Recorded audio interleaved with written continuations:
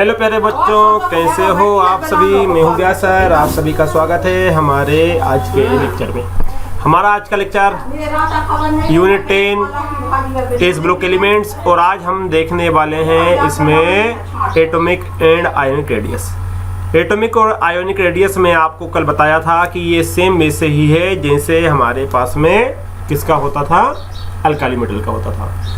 तो alkali metal के जैसा ही अल्कलाइन अर्थ मेटल का हमारे पास में एटॉमिक और आयनिक रेडियस रहने वाला है। अब यहाँ पर उन्होंने एक टेबल दी हुई है, ये टेबल को हमने कल देखा था। इसमें सारा लिखा हुआ है, atomic number, atomic mass, electron configuration, ionisation enthalpy, second क्या होती है hydrogen enthalpy, metallic radius, ionic radius, melting point, boiling point, density, standard potential, ये सारी बातें यहाँ पर है। अब आयोनाइजेशन एंथैल्पी हम आज देखने वाले हैं। आज का पास टॉपिक है आयोनाइजेशन एंथैल्पी। तो आयोनाइजेशन एंथैल्पी में आपको बता दिया था लास्ट क्लास में, हमारे पास में यही टॉपिक था आयोनाइजेशन एंथैल्पी वाला। कब, जब हमने देखा था, क्या देखा था हमने क्या देखा था, अल्काली मेटल। उस समय भी हम देखा थे। एक बार फिर मैं आपको आयोनाइजेशन एंथैल्पी के विषय में यहाँ पर कुछ बातें इंपॉर्टेंट है वो बता देता हूँ। क्या है, कैसा है, डेफिनेशन क्या है और कैसे हम इसको डिफाइन करेंगे। ठीक है, तो चलिए, बहुत बढ़िया हेडिंग डालिए आप, आयोनाइजेशन एंथैल्पी। अब आयोनाइजेशन जो एंथैल्पी है क्या होता है, डेफिनेशन स्टेटमेंट क्या होता है, आयोनाइजेशन एंथैल्पी कहता क्या है भाई बताओ। आयोनाइजेशन एंथैल्पी क्या कहता है? आयोनाइजेशन एंथैल्पी कहता है कि सबसे पहले तो मैं आपको साइज बता देता हूँ इसका। हम क्या देख रहे हैं, हम देख रहे हैं यहाँ पर S2, क्या बोलते हैं S2 को, अल्कलाइन अर्थ मेटल। अब S2 में कौन कौन से यहाँ पास में, बेटा, मांगे, कार, स्कूटर, बापू, राजी। तो बेरिलियम, मैग्नीशियम, कैल्शियम, स्ट्रोंटियम और बेरियम। हम जानते हैं इसका एटॉमिक नंबर कितना होता है। इसका एटॉमिक नंबर होता है हमारे पास में 4। इसका कितना होता है, हमारे पास में होता है 12 ना। आपको यहाँ पर एक टेबल भी दी थी, आप चाहो तो उसका भी यूज कर सकते हो देखने इसके लिए। ये देखो एटॉमिक नंबर यहाँ पर लिखा हुआ है, मैं यहाँ पर इसको ले लेता हूँ। ये देखो बेरिलियम का 4, फिर 12, फिर कितना है यहाँ पास में, इसका है यहाँ पास में 20, फिर इसका क्या है यहाँ पास में 38, कितना है यहाँ पास में 38, और इसका कितना है यहाँ पास में 56, और इसका यहाँ पास में रेडियम का 88, यहाँ पास में रेडियम इसका है 88। क्लियर है। अब हमारे पास में ये तो एटॉमिक नंबर हुआ, क्या हुआ, एटॉमिक नंबर। अब देखो प्यारे बच्चों, यहाँ पर हमारे पास में अब यहाँ दिया है एटॉमिक मास। जैसे जैसे एटॉमिक नंबर इंक्रीज होता है, एटॉमिक मास इंक्रीज होते जाता है। तो एटॉमिक मास क्या है यहाँ पास में, एटॉमिक मास डायरेक्टली प्रोपोर्शनल होता है एटॉमिक नंबर। जितना ज़्यादा एटॉमिक नंबर उतना ज़्यादा एटॉमिक मास, जितना ज़्यादा एटॉमिक नंबर उतना ज़्यादा एटॉमिक मास। देखो जरा, यहाँ एटॉमिक मास कितना है 9, यहाँ कितना है 24, यहाँ कितना है 40, यहाँ कितना है 87, यहाँ कितना है 137, यहाँ कितना है 226। तो एटॉमिक नंबर डायरेक्टली प्रोपोर्शनल होता है, एटॉमिक मास डायरेक्टली प्रोपोर्शनल होता है एटॉमिक नंबर का। एटॉमिक मास ज़्यादा तो एटॉमिक नंबर ज़्यादा। क्लियर है, बात समझ में आई, फंडा क्लियर है। अब आप ऐसे भी इसको देख सकते हो, कैसे एटॉमिक मास मतलब समझ रहे हो, मास मतलब क्या होता है, मास मतलब होता है वेट। यहाँ उसका वेट कितना होगा, मास मतलब होता है वेट, कि उसका वेट कितना होगा। तो हम जानते हैं क्या कि यदि हमारे पास में नंबर बढ़ेंगे तो वेट भी बढ़ेगा। यहाँ पर हमारे पास में 4 इलेक्ट्रॉन 4 प्रोटॉन है, यहाँ पर 12 इलेक्ट्रॉन 12 प्रोटॉन है, यहाँ पर 20 इलेक्ट्रॉन 20 प्रोटॉन है, 38 इलेक्ट्रॉन 38 प्रोटॉन है, 56 इलेक्ट्रॉन 56 प्रोटॉन है, 88 इलेक्ट्रॉन 88 प्रोटॉन है। तो स्वाभाविक मास इंक्रीज हो जाएगा। अब इनका यदि हम बनाते हैं, क्या बनाते हैं, हम बनाते हैं इनको सेल में। तो इनके पास में होता है इसको इस प्रकार से 2 सेल। देखो ये बेरिलियम के बनाया, बेरिलियम के होता है यहाँ पास में 2 सेल। बेरिलियम के बाद में हम बनाते हैं मैग्नीशियम का, तो मैग्नीशियम का होता है यहाँ पास में 3 सेल, 1 सेल 2 सेल और ये हुआ यहाँ पास में 3 सेल। फिर हम बनाते हैं यहाँ पर किसका बनाते हैं, कैल्शियम का, तो कैल्शियम होते हैं 4 सेल। ये हुआ 1 सेल, ये हुआ 2 सेल, ये हुआ हमारे पास में 3 सेल और ये हुआ हमारे पास में 4 सेल, है ना। इसी प्रकार से हम बनाते हैं किसका, हम बनाते हैं इसका स्कैंडियम का। तो स्कैंडियम में होता है 5 सेल, ये हुआ 1 सेल, ये हुआ 2 सेल, ये हुआ 3 सेल, ये हुआ 4 सेल और ये हुआ आपस में 5 सेल, ये हुआ आपस में 5 सेल। क्लियर है। तो देखो जैसे जैसे हम बेरिलियम से कहाँ जा रहे हैं, रेडियम की साइड जा रहे हैं, मतलब अप टू डाउन। हम कहाँ जा रहे हैं, अप टू डाउन। जहाँ अप टू डाउन जा रहे हैं तो हमारे पास जो साइज है वो इंक्रीज होते जा रहा है। क्या होते जा रहा है, साइज इंक्रीज होते जा रहा है। जब हम अप टू डाउन जा रहे हैं, तो हमारे पास में जो साइज है वो इंक्रीज होते जा रहा है। अप टू डाउन जाने पर साइज हमारे पास में इंक्रीज होते जा रहा है। अप टू डाउन मतलब कहाँ, बेरिलियम टू मैग्नीशियम, हाँ बेरिलियम टू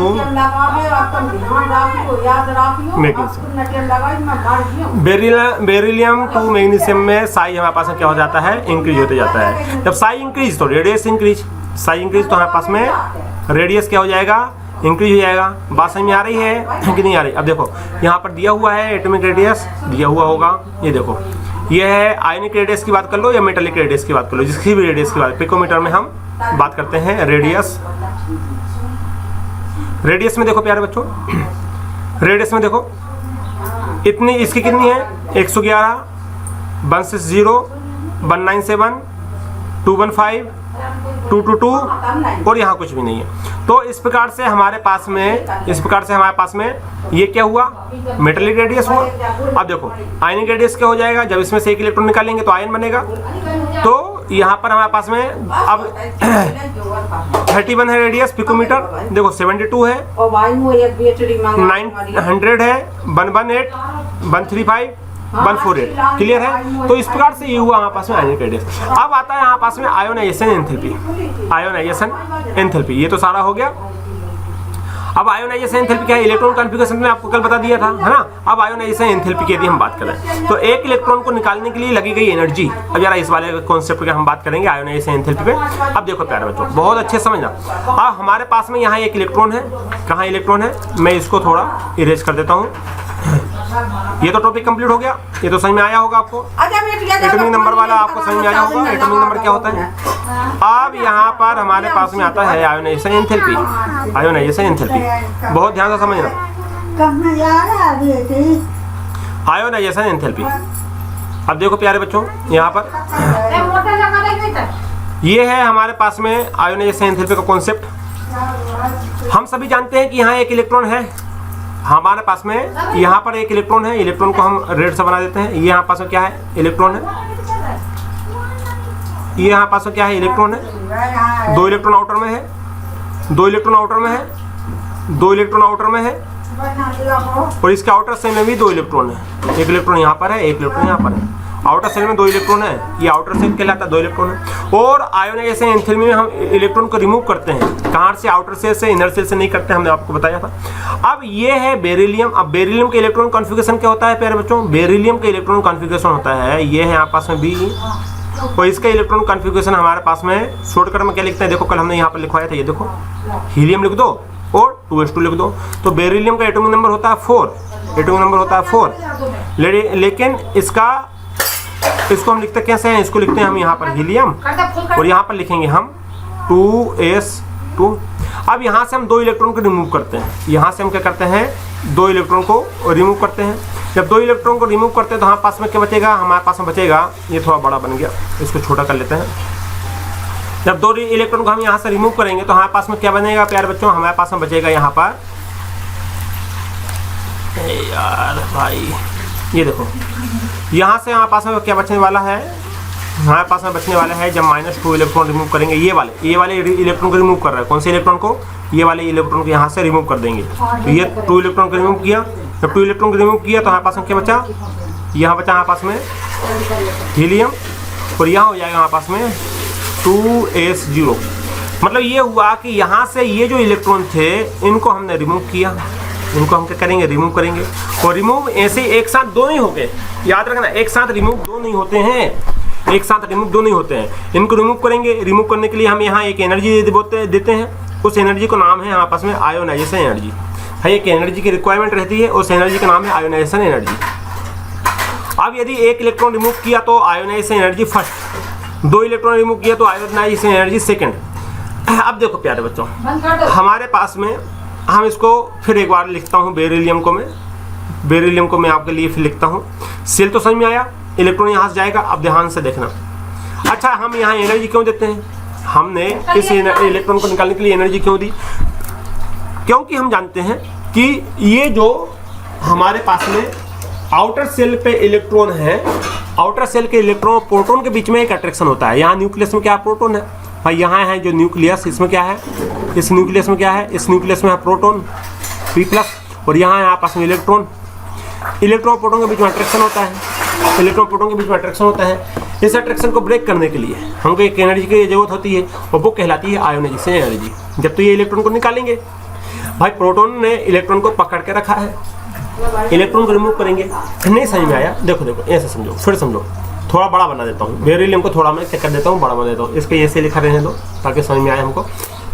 बेरिलियम को मैं एक तो वैसे लिखता हूँ, इलेक्ट्रॉन कॉन्फ़िगरेशन जैसे हम लिखते थे, कैसे 1s2, यहाँ पर लिखता हूँ मैं 2s2। पहले सेल में 2 इलेक्ट्रॉन, ध्यान से देखना आप, यहाँ हमने बनाया पहला सेल और ये बनाया हमने दूसरा सेल, ये बनाया हमने दूसरा, ये बेरिलियम के लिए बना रहे हैं हम। यहाँ पर हमारे पास में 2 इलेक्ट्रॉन है, एक इलेक्ट्रॉन तो यहाँ है, एक इलेक्ट्रॉन यहाँ है, और पहले सेल में 2 इलेक्ट्रॉन है। ये इस प्रकार से हम बनाते हैं, ये पहले सेल के इलेक्ट्रॉन को शो करता है, ये वाला 1s2, 2s2 हमने बना लिया, सेल बना लिया। अब यहाँ से इस इलेक्ट्रॉन को रिमूव करना है, लेकिन हम जानते हैं, क्या जानते हैं कि बीच में यहाँ पास में प्रोटॉन है, यहाँ पर क्या है, यहाँ पास में, यहाँ पर यहाँ पास में प्रोटॉन है। अब हमको आउटर सेल के इलेक्ट्रॉन को निकालना है, ये प्रोटॉन और यहाँ पर यहाँ पास में इलेक्ट्रॉन है, इस इलेक्ट्रॉन को निकालना है। तो इस प्रोटॉन और इलेक्ट्रॉन के बीच में एक अट्रैक्शन है, इस प्रोटॉन और इलेक्ट्रॉन के बीच में एक अट्रैक्शन है। इस प्रकार से हमारे पास क्या है, एक अट्रैक्शन है। प्रोटॉन ने इलेक्ट्रॉन को पकड़ के रखा है, इस वाले प्रोटॉन ने इस वाले इलेक्ट्रॉन को क्या करते रखा है, पकड़ के रखा है। तो अब जब ये प्रोटॉन के बीच में पॉजिटिव चार्ज होता है, प्रोटॉन के ऊपर पॉजिटिव चार्ज होता है, इलेक्ट्रॉन के ऊपर माइनस चार्ज होता है, प्रोटॉन और इलेक्ट्रॉन के बीच में यहाँ पास में अट्रैक्शन है। इस अट्रैक्शन को हमको ब्रेक करना पड़ेगा। या अट्रैक्शन को ब्रेक करेंगे तो हमको यहाँ एक एनर्जी लगेगी, हमको यहाँ एक एनर्जी लगेगी जिसको हम बोलते हैं आयोनाइजेशन एनर्जी। जब तो ये इलेक्ट्रॉन निकलेगा, आयोनाइजेशन एनर्जी, एक इलेक्ट्रॉन निकाला तो हम बोलते हैं यहाँ से एक इलेक्ट्रॉन रिमूव करने के लिए जो एनर्जी लगी उसको बोलते हैं आयोनाइजेशन एनर्जी फर्स्ट। कितनी लगी यहाँ पास में, फर्स्ट। यदि एक इलेक्ट्रॉन निकालेंगे तो आयोनाइजेशन एनर्जी फर्स्ट बोलेंगे। यदि यहाँ पास में 2 इलेक्ट्रॉन निकालने हैं तो हम बोलेंगे आयोनाइजेशन एनर्जी सेकंड। जब 2 इलेक्ट्रॉन निकालेंगे तो, जब 3 इलेक्ट्रॉन निकालते हैं तो हम बोलते हैं आयोनाइजेशन एनर्जी कितनी लगेगी, यहाँ पास में थर्ड लगेगी। कितनी लगेगी, थर्ड। लेकिन याद रखना प्यारे बच्चों, आयोनाइजेशन एनर्जी 3 से ज़्यादा नहीं होगी, क्योंकि फिर अट्रैक्शन इतना ज़्यादा हो जाता है, न्यूक्लियस के पास ये सेल इतना ज़्यादा जाता है कि हम उस इलेक्ट्रॉन को रिमूव कर पाना हमारे लिए पॉसिबल नहीं होता है। इसलिए आयोनाइजेशन एनर्जी थर्ड तक हम देखते हैं। अब यहाँ पर प्यारे बच्चों क्या होता है, ध्यान से देखो। अब हम जरा बेरिलियम को बताते हैं कैसी आयोनाइजेशन एनर्जी लगी है। ये है यहाँ पास में बेरिलियम, ये है क्या यहाँ पास में बेरिलियम, ये तो है हमारे पास में बेरिलियम। अब हमारे पास में जब बेरिलियम हमने लिखा तो हमने क्या लिखा, हमने लिखा 1s2 1s2 2s2, ये इलेक्ट्रॉन कॉन्फ़िगरेशन होता है। अब यहाँ से एक इलेक्ट्रॉन हमने निकाला तो ये इस वाले से तो कोई मतलब है नहीं है, यहाँ से इलेक्ट्रॉन निकलेगा। तो सबसे पहले हमने एक इलेक्ट्रॉन को रिमूव किया, सबसे पहले हमने एक इलेक्ट्रॉन को रिमूव किया। तो यहाँ से हम एक इलेक्ट्रॉन रिमूव कर रहे हैं, 1 इलेक्ट्रॉन रिमूव कर रहे हैं। 1 इलेक्ट्रॉन रिमूव करेंगे तो हमारे पास में 2s जो 2 था वो बनेगा 1। अब यहाँ पर जो एनर्जी लगी वो कहलाएगी यहाँ पास में आयोनाइजेशन एनर्जी फर्स्ट। ये जो है वो कहलाएगी यहाँ पास में आयोनाइजेशन एनर्जी फर्स्ट। अब यहाँ से हमने एक इलेक्ट्रॉन को रिमूव किया, एक इलेक्ट्रॉन को यहाँ पर हम और रिमूव करते हैं, तो उसमें जो एनर्जी लगी वो कहलाएगी आयोनाइजेशन एनर्जी, कौन सी कहलाएगी यहाँ पास में सेकंड। आयोनाइजेशन एनर्जी कहलाएगी सेकंड। अब यहाँ हो जाएगा यहाँ पास में 2s0, समझ में आया। तो जो हम लिखते थे 2s2 अब हो गया 2s0। अब यहाँ बेरिलियम के ऊपर चार्ज आया, यहाँ कोई चार्ज नहीं, देखो यहाँ बेरिलियम को कोई चार्ज नहीं। यदि मैं यहाँ पर बेरिलियम लिखूंगा इसके लिए तो मेरे को लिखना पड़ेगा बेरिलियम प्लस, यहाँ लिखना पड़ेगा मेरे को बेरिलियम +2, क्योंकि 2 इलेक्ट्रॉन निकल गए और इलेक्ट्रॉन निकलते हैं चार्ज आता है, समझ में आया। तो यहाँ पर आपस में 3 कंडीशन बनी। क्या कंडीशन बनी प्यारे बच्चों, ये कंडीशन बनी। पहली वाली कंडीशन तो ये है यहाँ पास में कि जो बेरिलियम सबसे पहले हमने लिखा था उसके ऊपर कोई चार्ज नहीं है, और इसके लिए हमने क्या लिखा था, इसके लिए लिखा था हमने हीलियम और यहाँ लिखा था हमने 2s2, लेकिन एक इलेक्ट्रॉन निकाला हमने। जब एक इलेक्ट्रॉन निकाला तो हमारे पास में अब आया बेरिलियम, लेकिन इसके ऊपर कोई चार्ज आ गया, इसके ऊपर हमारे पास में क्या आ गया, चार्ज आ गया। तो यहाँ पर हम बनाते हैं इसके ऊपर एक चार्ज, एक इलेक्ट्रॉन निकाला। तो अब हम क्या लिखेंगे, हम लिखेंगे यहाँ पर हीलियम तो ज्यों का त्यों रहेगा, ये तो हीलियम रहेगा, और हमारे पास में हो जाएगा 2s1। अब इसमें आयोनाइजेशन एनर्जी लगी हमारे पास में, तो यहाँ हम लिखते हैं आयोनाइजेशन एनर्जी। कितनी एनर्जी लगती है जानते हो, ये लिखा हुआ देखो, आयोनाइजेशन एनर्जी फर्स्ट यहाँ लिखा होगा, ये आयोनाइजेशन एनर्जी है, एंथैल्पी कह लो फर्स्ट किलो जूल में 899। कितनी एनर्जी लगी, वो लगी हमारे पास में 899 किलो जूल मोल इनवर्स, इतनी एनर्जी लगी, 899 kilo joule mole inverse energy लगी। अब यदि हमने यहाँ से एक इलेक्ट्रॉन को और निकाला, ये हमारे पास में कितनी कंडीशन हुई थी, यहाँ पास में दूसरी कंडीशन थी, हमारे पास में तीसरी कंडीशन आती है, तीसरी कंडीशन। अब हम लिखते हैं यहाँ पर बेरिलियम, यहाँ पर लिखते हैं हम +2, ये है बेरिलियम और ये है यहाँ पास में +2। अब हम क्या लिखते हैं, हम यहाँ पर लिखते हैं प्यारे बच्चों, ये तो हमने बनाया ब्रैकेट, यहाँ पास में हीलियम। अब इसके ऊपर हम लिख देते हैं 2s0, क्यों, क्योंकि हमने यहाँ से एक इलेक्ट्रॉन की एनर्जी और एक इलेक्ट्रॉन और निकाल दिया। अब यहाँ पर जो एनर्जी लगेगी वो कहलाएगी ionization energy second. Ionization energy कौन सी कहलाएगी, सेकंड। यहाँ थी आयोनाइजेशन एनर्जी कौन सी, फर्स्ट। और इसमें एनर्जी कितनी लगी, इसमें एनर्जी देखो यहाँ पर लिखा हुआ है आयोनाइजेशन एनर्जी सेकंड। दूसरी बार आप इलेक्ट्रॉन निकालते हैं तो एनर्जी लगती है 1757। देखो कितनी ज़्यादा एनर्जी लगी, 1757, इतनी एनर्जी लगी सेकंड टाइम, इतनी एनर्जी लगी। बात समझ में आ रही है प्यारे बच्चों, क्या बोल रहे हैं, कितनी ज़्यादा एनर्जी लगी यहाँ पर, कितनी ज़्यादा एनर्जी लगी। पहली बार तो एनर्जी कम लगी, कितनी लगी देखो, इसकी ये एनर्जी कितनी है, एनर्जी यहाँ पास में है 899, इतनी एनर्जी लगी। सेकंड टाइम में तो गजब हो गया, एनर्जी तो देखो कितनी ज़्यादा लगी, सेकंड टाइम में एनर्जी सबसे ज़्यादा लगी 1757 kilo joule mole inverse, 1757 kilo joule mole inverse, ये है energy 1757 kilo joule mole inverse, 1757 kilo joule mole inverse, इतनी एनर्जी लगी प्यारे बच्चों। अब बात ये है, क्वेश्चन ये है कि सेकेंड एनर्जी क्यों लग जाती है ज़्यादा, सबसे ज़्यादा एनर्जी। यदि हम इसमें से एक इलेक्ट्रॉन निकालते तो एनर्जी और ज़्यादा लगती।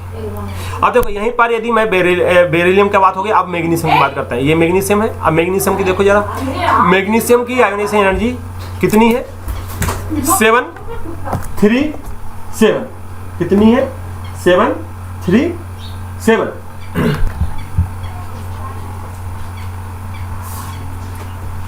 एक मिनट,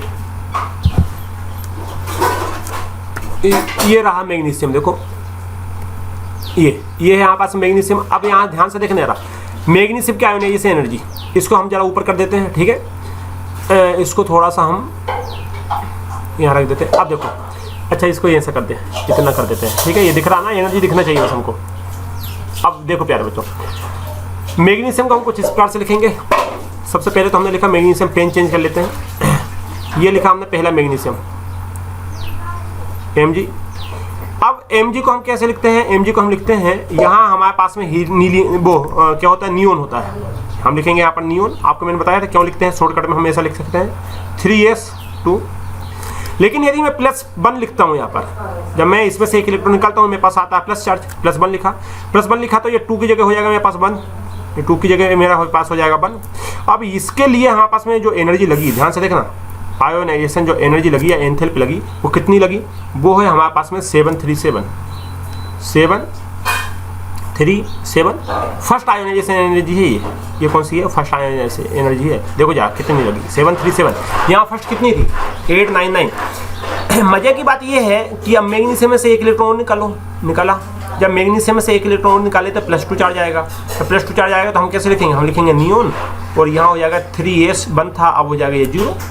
अब यहाँ पर जो आयोनाइजेशन एनर्जी लगी, अब वो हो जाएगी यहाँ पास में second, ionization energy second.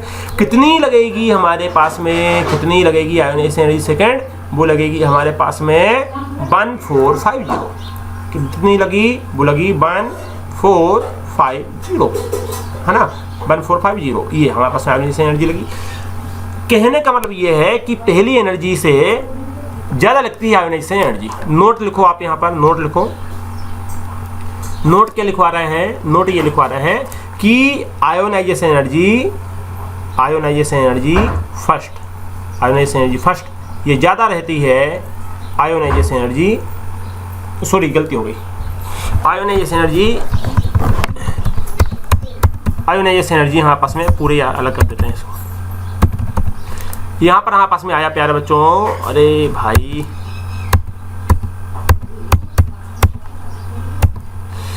Ionization energy यहाँ पर कौन सी है, यहाँ पास में सेकंड।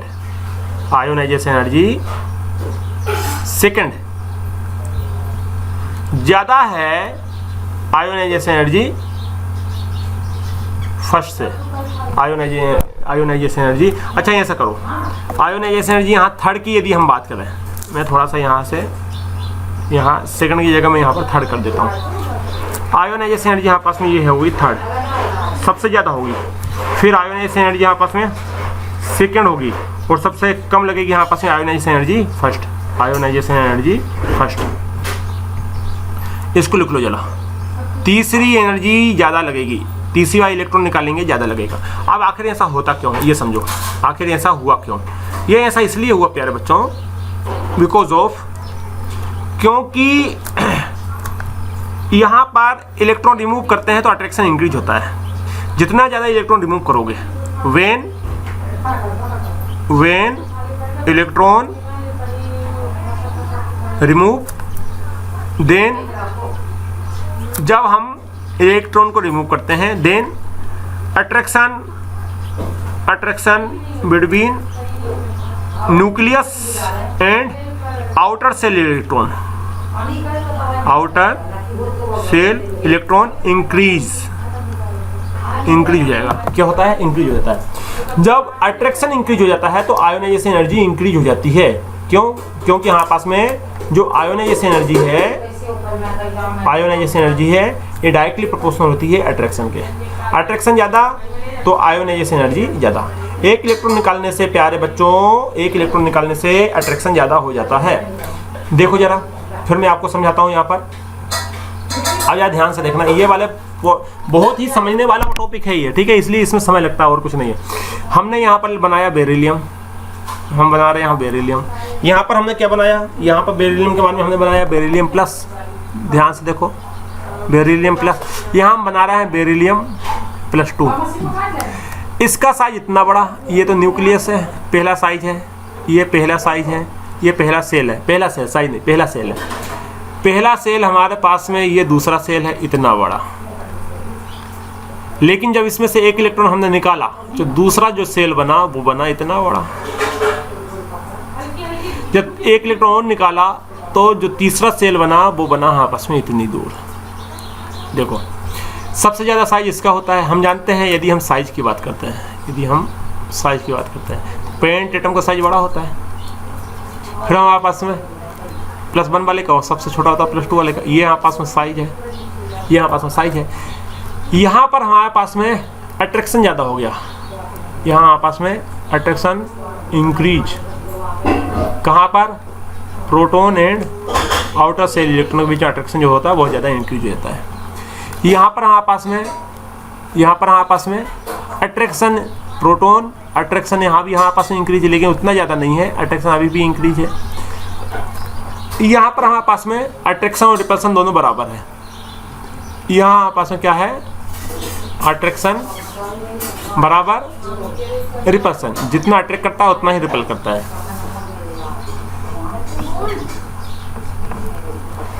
क्लियर है प्यारे बच्चों? अट्रैक्शन बराबर होता है रिपल्सन। यहाँ पर साइज बड़ा होता है, साइज छोटा होता है, साइज छोटा। जब साइज छोटा हो जाएगा तो यहाँ से इलेक्ट्रॉन निकालने में और ज़्यादा एनर्जी लगेगी, समझ रहा। अब यहाँ पर जो एनर्जी है, अब जब फिर मैं यहीं पर समझ आता हूँ, आपको ध्यान से समझना। यहाँ पर तो ये एनर्जी लग नहीं रही है, यहाँ एनर्जी ज़्यादा लगेगी, यहाँ एनर्जी और ज़्यादा लगेगी। अब देखो, यहाँ पर हमारे पास सेल है, कोई बात नहीं, यहाँ से एक इलेक्ट्रॉन निकाला हमने तो कुछ एनर्जी लगेगी। यहाँ से यहाँ तक जाने में, यहाँ से यहाँ तक जाने में हमको जो एनर्जी लगी उसको बोला हमने ionization energy first. Ionization energy first, इसको बोला हमने। जब यहाँ से यहाँ पहुँचते हैं तो हमको लगता है आयोनाइजेशन एनर्जी सेकंड। कितनी लगती है आयोनाइजेशन एनर्जी सेकंड। यहाँ से एक इलेक्ट्रॉन निकाला हमने तो आयोनाइजेशन एनर्जी लगेगी सेकंड। ये समझ आया। अब यहाँ से यदि एक इलेक्ट्रॉन निकालेंगे तो वहाँ से लगेगी, लेकिन इसमें आयोनाइजेशन एनर्जी थर्ड होती नहीं, इसलिए मैं इसको नहीं बताऊंगा। ये वाली बात समझ में आई प्यारे बच्चों, फंडा समझ में आया। ये है पूरा कॉन्सेप्ट आयोनाइजेशन एनर्जी का, बिल्कुल क्लियर कट है। अब उसी प्रकार से सभी में है, उसी प्रकार से क्या है, सभी में है। अब बात करते हैं हाइड्रेशन एनर्जी एंथैल्पी की। हाइड्रेशन एंथैल्पी सबसे ज़्यादा इसी में है, क्यों? क्योंकि साइज पर डिपेंड करता है। फिर इस पे है 19, फिर 15, फिर 14, फिर 13, इतनी हमारे पास में हाइड्रेशन एंथैल्पी है। तो इस प्रकार से हमारे पास में यहाँ पर, ये कहाँ चला गया भाई, इस प्रकार से हमारे पास में यहाँ पर ये कॉन्सेप्ट होता है आयोनाइजेशन एनर्जी वाला। इसमें काफ़ी मैं आपको बातें बता दिया, क्यों होता है, कैसे होता है, काफ़ी डिटेल में हमने बात की। अब और देखो यहाँ पर, अब हम कहाँ आए, इसमें आयोनाइजेशन एंथैल्पी समझ में आ गई क्या है, समझ में आ गई क्या है। अब देखो यहाँ पर एक बार इसको देख लेते हैं, स्टेटमेंट क्या लिखा हुआ है यहाँ पर कि the alkali earth metal have low ionization enthalpy due to, अब ये हमारे पास में थोड़ा कम आयोनाइजेशन एंथैल्पी रखते हैं ड्यू टू फैरली लार्ज साइज, क्योंकि साइज ज़्यादा है, of the atom since the atom size increase down the group. हम जानते हैं ऊपर से नीचे आते हैं तो एटॉमिक साइज यहाँ पास में इंक्रीज हो जाता है।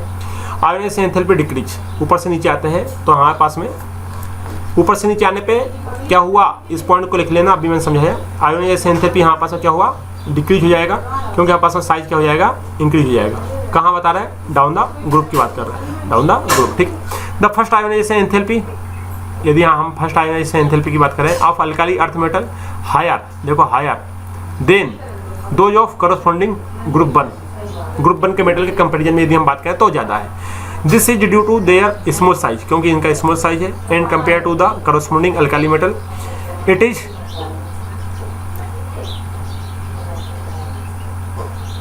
interesting to note that the second ionization enthalpy of alkali earth metal are smaller than those of corresponding alkali metals। ये सारे बात जो मैंने बताया वही है, क्लियर है। अब यहाँ पर आता है हाइड्रेशन एंथैल्पी। हाइड्रेशन एंथैल्पी मतलब क्या हुआ, जितने वाटर के मोलिक्यूल को जोड़ेगा और वाटर के मोलिक्यूल को जोड़ने में जो एनर्जी लगती है, निकलती है, वो हाइड्रेशन एंथैल्पी कहलाती है। समझ में नहीं है, समझ में आया। Like alkali metal ions the hydration enthalpy of alkali earth metal ions decrease with increase the ionic size down the group। कुल मिला के हाइड्रेशन जो एंथैल्पी है, जो हमारे पास में क्या है, जो हमारे पास में हाइड्रेशन एंथैल्पी है प्यारे बच्चों,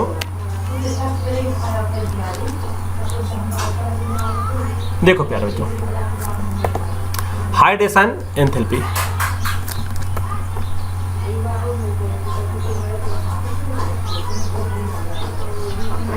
हाइड्रेशन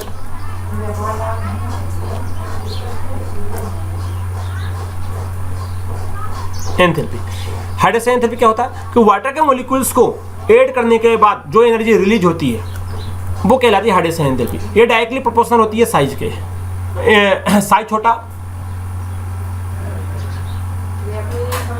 हाइड्रेशन एनर्जी ज़्यादा, इनवर्सली प्रोपोर्शनल होता है साइज का, इनवर्सली प्रोपोर्शनल होता है आपस में साइज का। Hydration enthalpy inversely proportional, size कम हाइड्रेशन एनर्जी ज़्यादा। इसको H लिख देता हूँ, है ना, शॉर्टकट में H। अरे भाई ये यहाँ पास क्या हो जाएगा, हाइड्रेशन एंथैल्पी या एनर्जी डायरेक्टली इनवर्सली प्रोपोर्शनल होता है यहाँ पास में साइज के। साइज छोटा हाइड्रेशन एनर्जी ज़्यादा, क्योंकि ज़्यादा वाटर के मॉलिक्यूल अटैच होंगे तो एनर्जी ज़्यादा निकलेगी। यहाँ देखो जरा, बेरिलियम, मैग्नीशियम, कैल्शियम, देखो हमारे पास से प्यारे बच्चों ये increase in ionic size down the group. ऊपर से नीचे आते हैं, साइज हमारे पास में क्या होता है, ये है यहाँ पास में +2, ये यहाँ पास में +2, ये यहाँ पास में +2, स्ट्रोंशियम ये है यहाँ पास में +2, और ये है यहाँ पास में बेरियम +2। ध्यान से देखना प्यारे बच्चों, बेरियम +2। अब सबसे छोटा साइज इसका है, हम जानते हैं इसका सबसे छोटा साइज है। फिर थोड़ा साइज बड़ा इसका है, इसका साइज वो बड़ा है, इसका साइज वो बड़ा है, इसका साइज वो बड़ा है। तो साइज छोटा है तो हाइड्रेशन एंथैल्पी ज़्यादा होती है, साइज छोटा हाइड्रेशन एंथैल्पी ज़्यादा। तो बेरिलियम की हाइड्रेशन एंथैल्पी ज़्यादा रहेगी, किसके कंपैरिजन में, मैग्नीशियम के कंपैरिजन में। मैग्नीशियम +2 की ज़्यादा रहेगी, कैल्शियम इसकी ज़्यादा, और इसकी, ये है इसका कॉन्सेप्ट। अब यहाँ पर हमारे पास में जरा एक एग्जाम्पल देखें कि ज़्यादा कैसे है। तो देखो प्यारे बच्चों, वाटर के मॉलिक्यूल ज़्यादा अटैच होंगे स्वाभाविक है, हाइड्रेशन एंथैल्पी ज़्यादा रहेगा तो अट्रैक्शन ऑफ वाटर के मोलिक्यूल ज़्यादा रहेगा।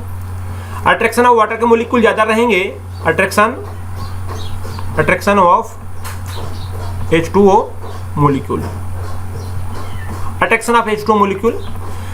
वाटर के मोलिक्यूल की जो अट्रैक्शन है वो साइज पर डिपेंड करते हैं। अट्रैक्शन ऑफ वाटर के मोलिक्यूल जो है वो साइज पर डिपेंड करते हैं। साइज छोटा तो वाटर के मोलिक्यूल ज़्यादा जोड़ेंगे, ठीक है, और वाटर के ज़्यादा मोलिक्यूल जोड़ेंगे तो वहाँ से हाइड्रेशन एनर्जी यहाँ पास में ज़्यादा निकलेगी। जितने ज़्यादा वाटर के मोलिक्यूल ऐड होंगे उतने ज़्यादा हाइड्रेशन एनर्जी। अब देखो यहाँ पर वाटर के मोलिक्यूल मान लो 1 2 3 और 4, यहाँ पर वाटर के मोलिक्यूल यहाँ पास में 2 3, यहाँ पर आपस में 2 और यहाँ पर आपस में एक ही वाटर का मोलिक्यूल जो ऐड हो पाएगा। बात समझ में आ रही है? तो यहाँ पर ज़्यादा वाटर के मोलिक्यूल अटैच हुए हैं, इसलिए यहाँ पर हाइड्रेशन एनर्जी यहाँ पास में ज़्यादा होगी। ये देखो, the hydration enthalpy of alkali earth metal ion are large than those of alkali metals ion that compound the alkali earth metal are not extensively hydrated than those of alkali metals. For example MgCl2 and CaCl2 exist and MgCl2 6। देखो यहाँ पर MgCl2 ने कितने molecules को जोड़ा है? 6 को। Calcium ने कितने को जोड़ कर रखा है? 6 को। वाइल जबकि NaCl and KCl do not form such hydrate, और NaCl और KCl आपस में हाइड्रेट ही नहीं बनाते हैं। क्लियर हो रही है प्यारे बच्चों की? नहीं हो रही है? फंडा समझ में आया? फंडा समझ में आया? तो ये है हमारे पास में हाइड्रेशन एंथैल्पी का कॉन्सेप्ट। अब ये हुआ कंप्लीट।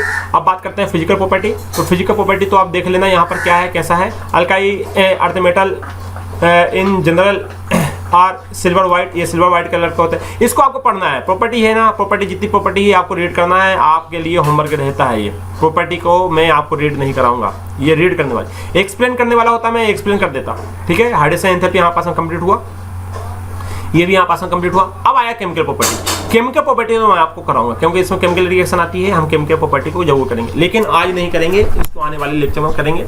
आज का लेक्चर हम यहीं पर कंप्लीट करेंगे। मिलते हैं आपसे आने वाले लेक्चर में केमिकल प्रॉपर्टी के साथ। इसमें कुछ रिएक्शन होंगी। जब तक पढ़ाई करते रहिए। Wish you all the best. Thank you.